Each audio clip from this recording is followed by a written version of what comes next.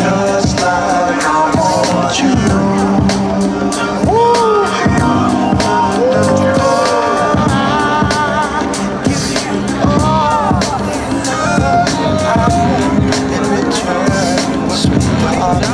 Lahko na kratko predstavite, kaj se danes tukaj dogaja? V bistvu to je 4. festival prostovoljstva mladih v Mariboru. Gre za zahvalo vsem prostovoljcem in prostovoljkam, ki so med letom pomagali, v bistvu dajali na razpolago svoj čas. V bistvu to je en festival, kjer se lahko vsi poveselimo, družimo, poigramo, ker pač med letom ni časa.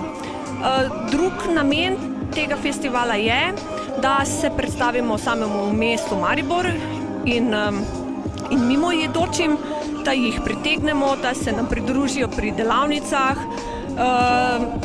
Zaradi tega smo prostor tudi naredili bolj kot dnevno sobo, kot nek domač prostor, da spoznajo, da je biti prostovoljec fajn, prijetno, da je to druženje, da je zabava, da je ustvarjalnost in da mogoče tudi razmislijo, da bi sami postali prostovoljci, ker sem mnenja, da enkrat prostovoljec, vedno prostovoljec. Pa mislite, da so študenti oziroma tudi ostali dovolj obveščeni v tem prostovoljnem delu? Ja, študentska organizacija tudi sodeluje na tem festivalu in jaz menim, da se prostovoljstvo v Mariboru širi. To pomeni, da je vedno več ljudi, je ozaveščenih, da lahko vsak pomaga, da lahko vsak šteje. Nedavno ta akcija, ki je bila Očistimo Slovenijo, je v Mariboru v enem dnevu sodelovalo 10.000 prostovoljcev, to je velika številka in jaz mislim, da nas bo vsako leto več. Za kakšne projekte v okviru prostovoljstva se odloča študentska organizacija?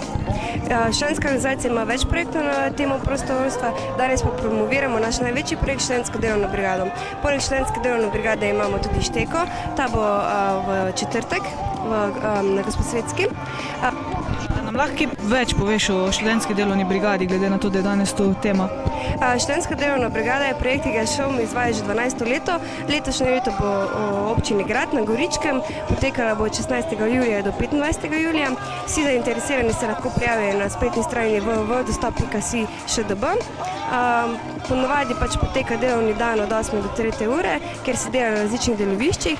Po 3. uri pa je prosti čas. V prostem času imamo razne športne igre, igre z kartami, z družabnimi igrami oziroma čas za počitek, zvečer pa zabava. Kakšen je pa odziv študentov na takšno prostovoljno delo? V bistvu je vsako leto večji. Lansko leto se nam je celo zgodilo, da je bilo prijav tako veliko, da smo mogli prijave zapreti. Upamo, da bo tudi letos tako. Kaj morajo študenti narediti, da se prijavijo na študentsko delovno brigado? V bistvu je edino, kar jim je treba narediti, je, da grejo na splet in se prijavijo.